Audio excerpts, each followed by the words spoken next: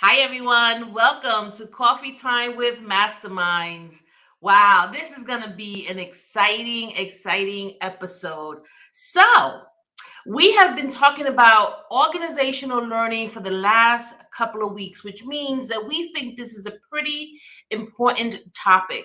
But one critical factor that many organizations don't think about or have as a resource, but may not be utilizing or thinking about it in terms of the larger thought on organizational learning is your consultants. How can they facilitate and make sure that you are becoming a learning organization? In order to do that, it would be great to explore how we make sure that our businesses are learning organizations. So stay tuned as we talk about and we continue our series on becoming a learning organization. Hello, everybody, and welcome back to Coffee Time with Masterminds. My name is Peter Blakely, and I'm the founder and principal of Blakely Consulting. Welcome to Coffee Time with Masterminds. I am Cynthia Rojas, founder and principal of To Your Growth. Welcome to Coffee Time with Masterminds. I'm Rebecca Tuttle, founder and principal of Grant Right Now and Grant Writing for Good. Hi, everyone. Look at us. Look who's live. We can touch each other. Same room. For the first time Yes. in Coffee Time history. Yes. We're broadcasting from the same room. We are. Hey, Rebecca, how are you? Oh, we don't hear you, Rebecca. I think Rebecca's having audio issues. I'm here. Oh, yay. How are you? Great. I was on mute. Sorry about that, everyone. That's okay. Welcome to our listeners, to our friends in Australia and all over the world. And if you are joining us, please let us know that you are and where you're from, as we always like to hear where people are listening from. So, Rebecca, we're live. I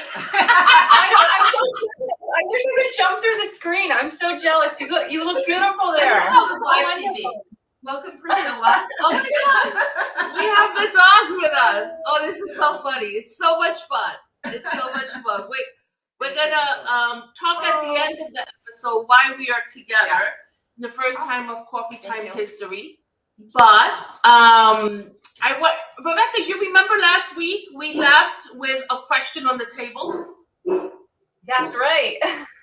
It was a juicy one. Yeah.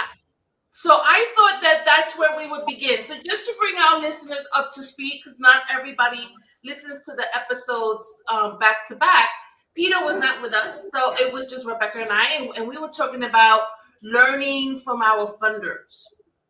And one of the questions that came up was, what happens when you have a major donor whose vision is not aligned with the organization's programming? And so Rebecca had a good answer to that, and I'll give you a moment to respond. But then we gave the concrete example, right? So I'll give you that, and then Rebecca, I want you to give us your thoughts.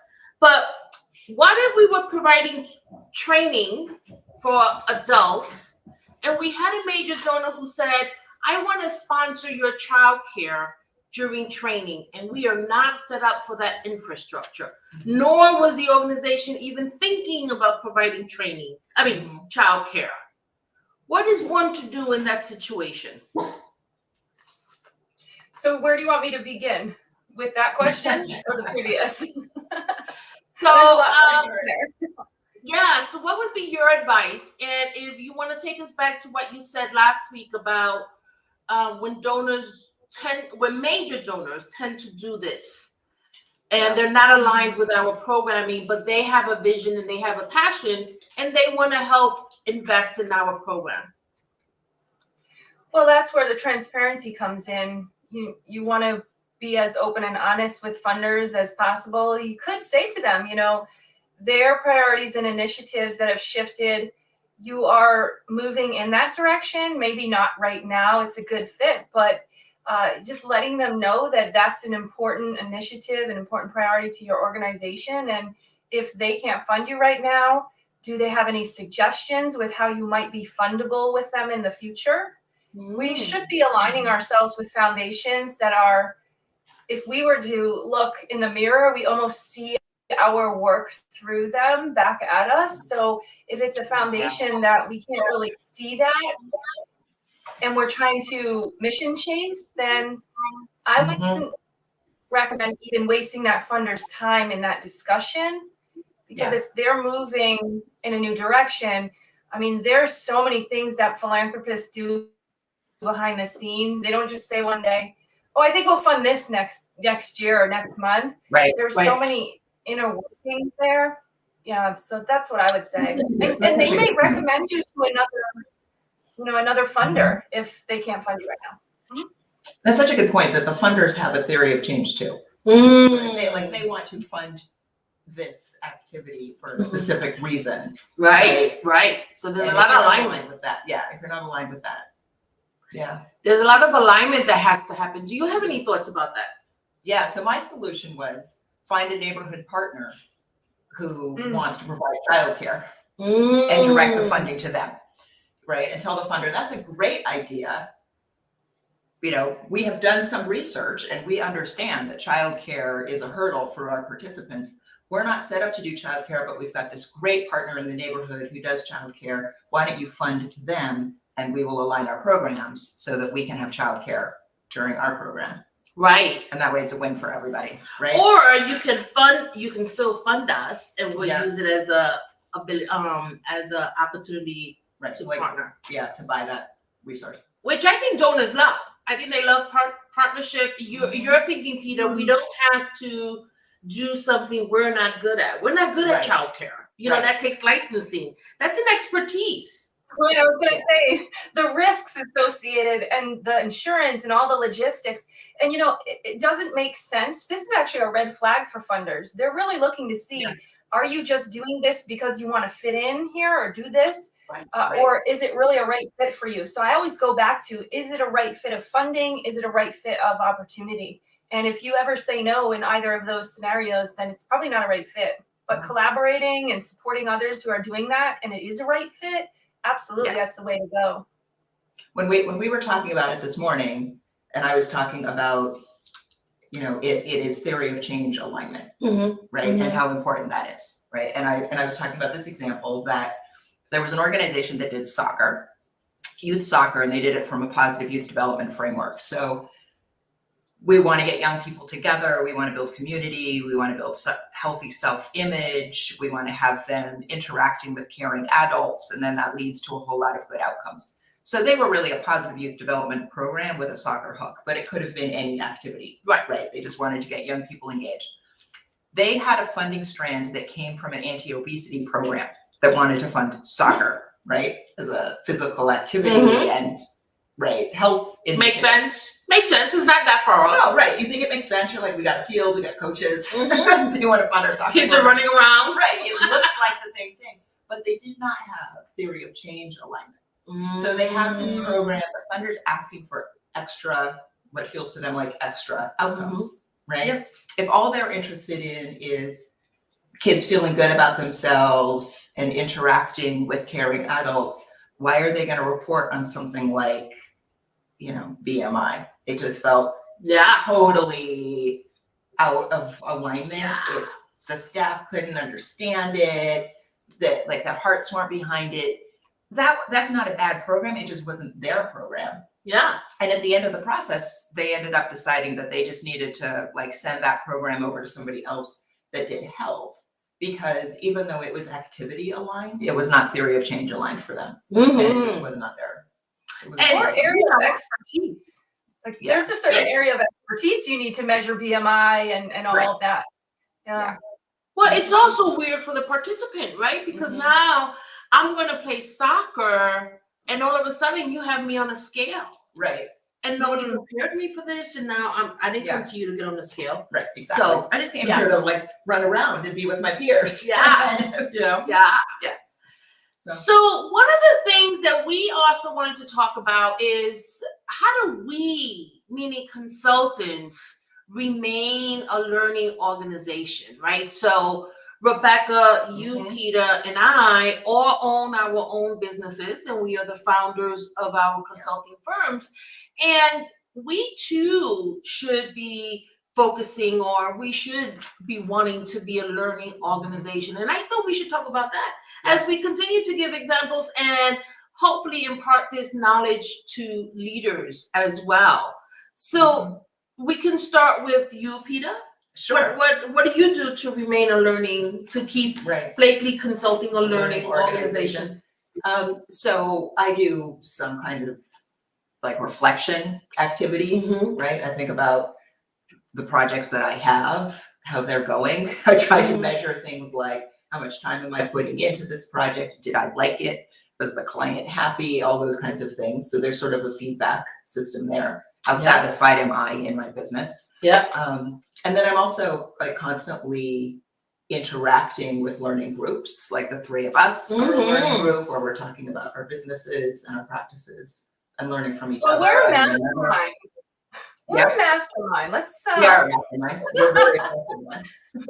I'm in another mastermind group that's specifically evaluators, where we're talking about our businesses. I'm often like hiring coaches and consultants about different things like productivity and time management and bookkeeping and video marketing, right? Everything. Yes, So I'm like yes. constantly like reaching out to other people to fill in all of these things. Yeah. And so, Rebecca, what do you do to ensure that Grant right now is a learning organization? Well, I love to read, and Yes, try to read. yes, you do. I try to read 2 to 3 books a week if I can, just for interest or my own learning. But also, the more I read, the better I write. And I can also extract a lot of ideas out of books, business books, writing books. I've been reading a lot of copyright and neuroscience books lately for, you know, how the brain processes information. And then the copyright side of it is, how do you then disseminate that information that's in a way that attracts your reader? So I also teach, and I also take classes myself. I love to learn. I think the more we can absorb and the more knowledge that we can fine tune in our field, the better product and the better person we become to give that to our clients. And I think, I think this is an element that is neglected, right? I mean, I can't think of any job I ever had in the past where I accessed this much professional development, right? And I mean, that's true. That a big part of that is that, I control the entire budget of this organization, right? And Doesn't that feel nice? It is nice.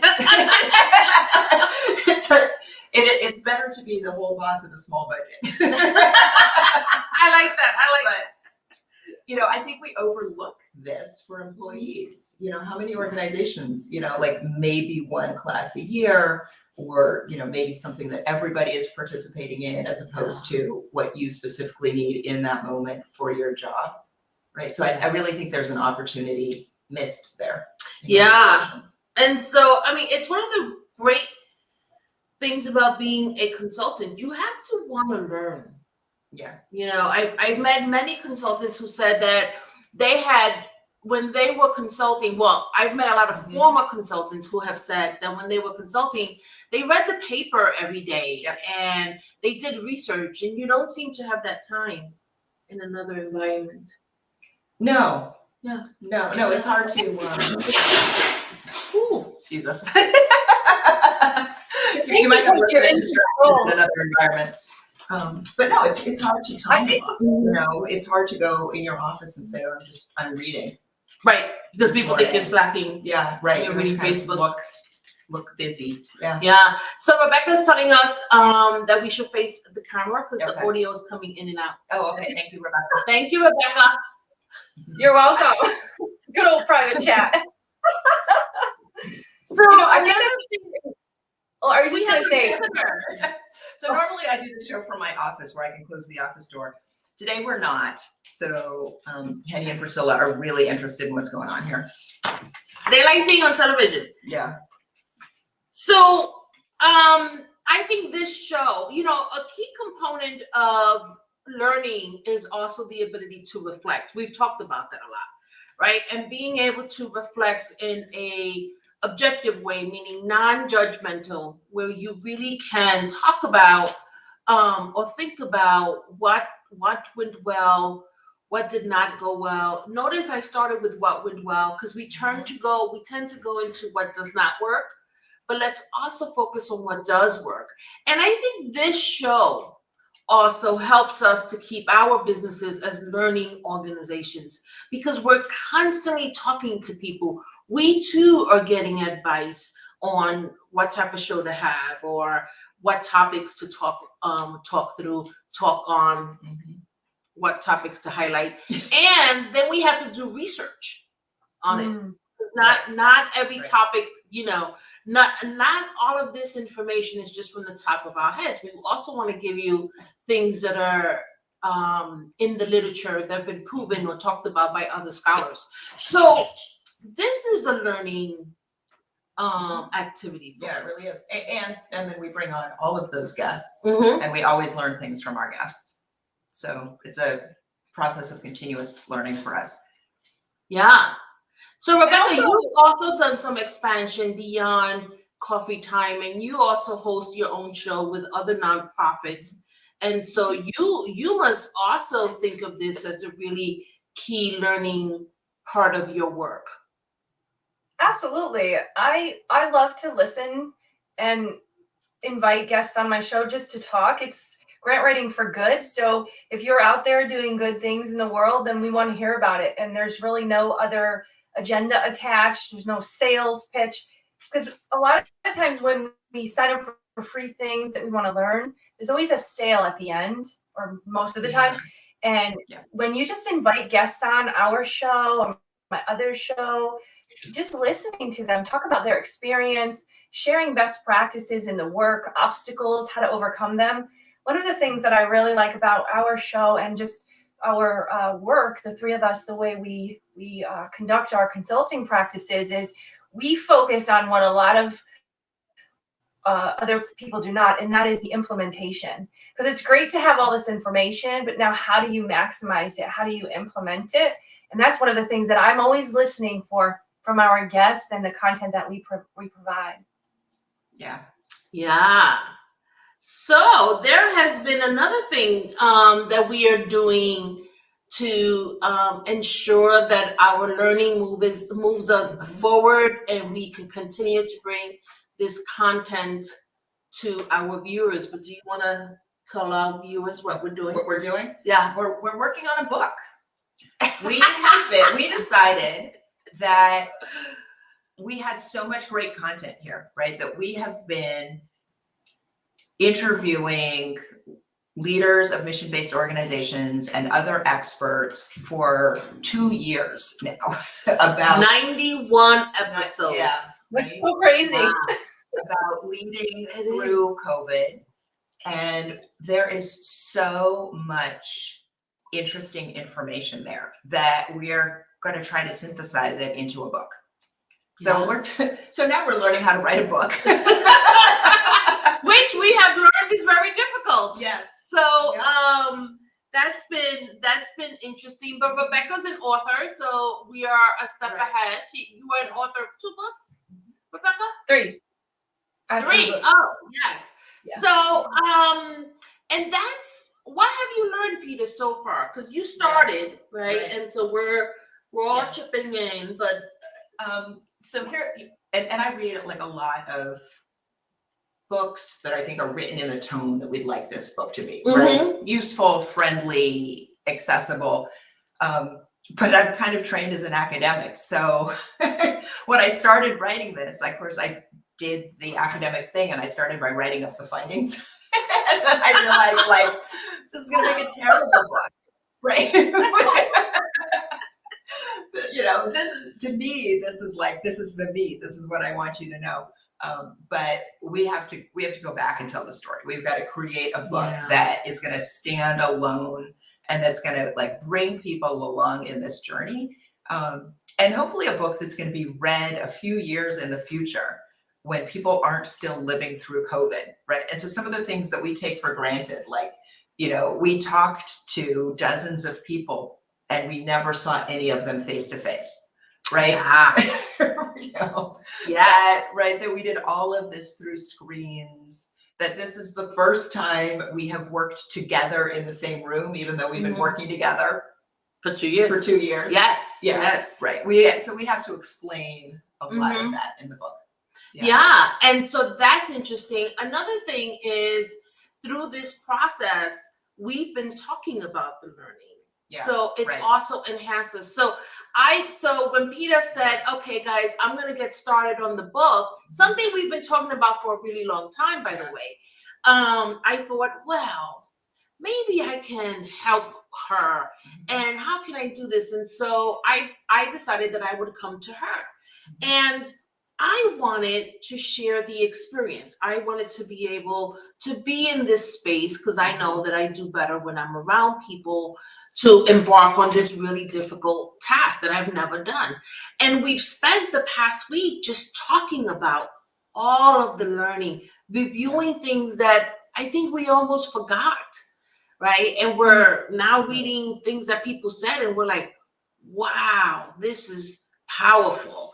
And the idea is not just to recount the pandemic, but to use what we learned for future crises. Because the truth of the matter is, our new normal includes this heightened complexity. Right. I mean, we know that there are going to be more and more climate-related disasters and pandemic-related disasters. And what was different about COVID was it affected the entire world. The entire world was in this one landscape level crisis. And what's unique about that is the organization, the people who work in the organization, and the community you serve are all living through the same crisis. Yes. Right. Which is really, really different from, being an aid worker who leaves a house that's still standing to go and serve in a flooded area. Right. Now we're talking about people whose own houses have flooded, whose own family members are missing, right? Trying to work through that. So this is going to be and then this is going to be more and more common. So we think it's really important, and that there are some lessons from COVID that we can take forward. Yeah, and I met. Go ahead, Rebecca. It was just reminding me, do you remember our very first episode, how nervous we were, and then we had audio issues, and then I made that follow-up. I'm sorry. When I look back on that, I'm like, you know what?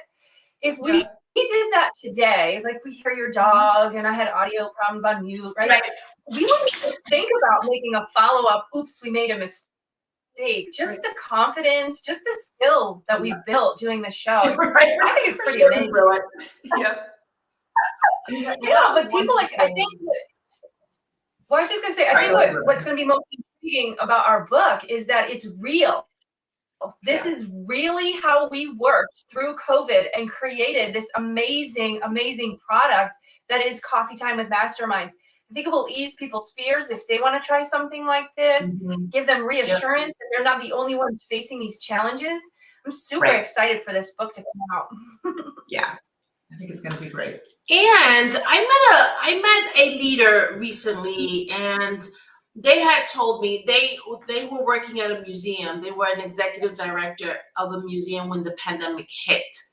And so the museum had to shut down, like many of our arts organizations and arts and culture industry. And what he started doing is documenting everything. And I said, oh, that's interesting. Why were you so compelled? And he said, well, I work at a museum, and so I know that documenting what's happening is important for history. And that stayed with me. I'm like, wow, thank God, right, that somebody's documenting this. And then I spoke to another leader who documented every hurdle she had with her team over infection control, which if we remember in the very beginning, we were up against a virus that could have killed us. So, and I know I tend to be a little dramatic, but this was our world, right? And now we're, Well, it did kill a lot of yeah. people. Did it kill a That's lot what of people? So Peter looked it up, and it's we lost about 2.5 million lives during this. So this organization and its leader documented all of those meetings. That's beautiful. And we've done the same thing, right, through our shows. And what we've been encouraging leaders to do is document your learnings. There is nothing lost. There's no time lost in documenting what you were learning, because it is extraordinary to then be able to go back. And now when we make the connection between what happened 2 years ago and how to apply it today, it seems easy. It's like, oh, of course we would do that now, right? But you can also easily forget. So documentation is really important to organizational learning. Such a good point that you're living through history.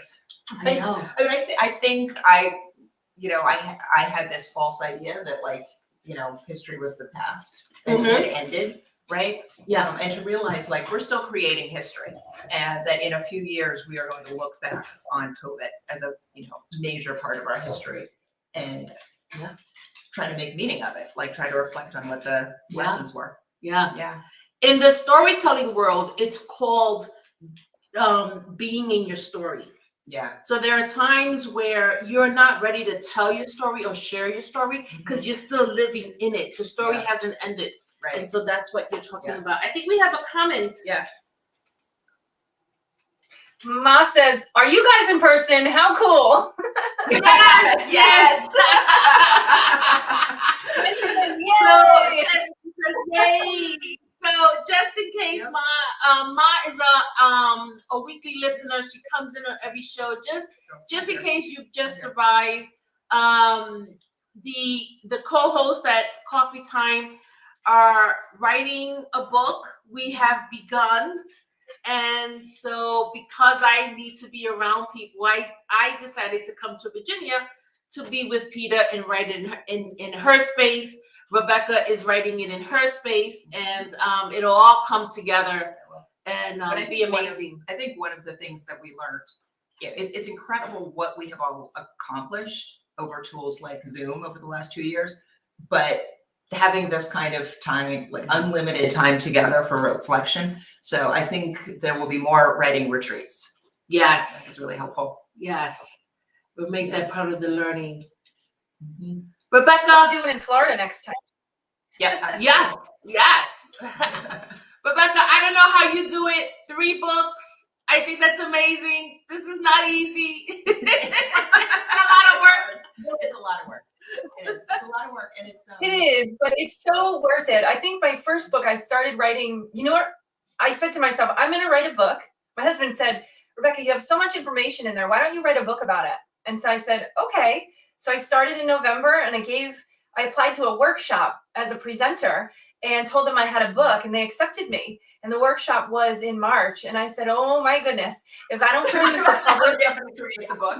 a published book by March, I'm in trouble. And I did it. And I just gave myself a deadline. So for us, I think we should give ourselves a deadline and just go at it. And if the deadline is 6 months from now, that's okay too. But what happened when the first person bought my book, I couldn't let go of it. I was so scared, not that the content wasn't good, but scared of that person's feedback on the book. I was timid about it, but it was so great. And they've been just flying out the door ever since. So I know we'll have the same success with our book. It feels very, very, very close to you, and sending it out in the world on its own.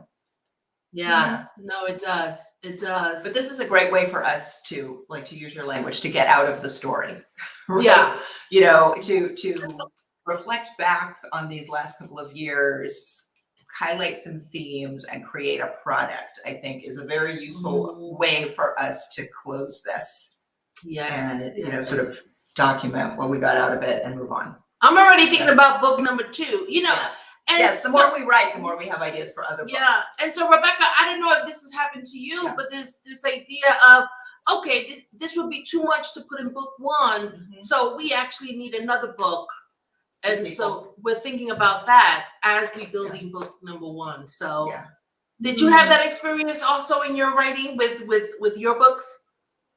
When I did my first copy, I edited out that extra content. I wanted my book to be simplified, and I Yeah. took a lot of the more advanced information, and I said, I'm going to put it over here and reuse it in another way, building classes around it, and also my second book. And so, yes, that did happen. And that's all right. It's actually exciting to see you finish one product and then you have some content to start anew. Right. Then you have the content for a second Always product. starting from scratch. Yeah. We have 89 episodes to date, and if this book takes 4 months, we would have 100 and something episodes. So Yeah. it's gonna be a great And it's journey. incredible how dense they are. I mean, I'm really, really appreciating going back and reading the transcripts of these shows and how packed with information they are. Yeah. So, all right. Well, we're back. Oh, Myra did say, next stop is the Oprah Winfrey Show. Yes. That's the plan. Oh, that is so the plan. So the plan. And she has a Facebook show just like us. Does she really? Yeah. Okay. She's live on Facebook. It's called Soul Sundays or something like that. Yeah, we could Yeah, align you that could be with on my coffee show. time. Yeah, sure. Oprah, give us a call. We are ready for you. Well, it is possible. I was on Dr. Oz. It is possible. There you go. There you go. Oh, I'm going to ask you about that. I love Dr. Oz. All right. Well, this is us. And next week, we will continue our conversations on Coffee Time with Masterminds. And we will keep you up to date or updated on our progress. On our writing progress. Bye, everyone. Have a great weekend. Have a great weekend, everybody.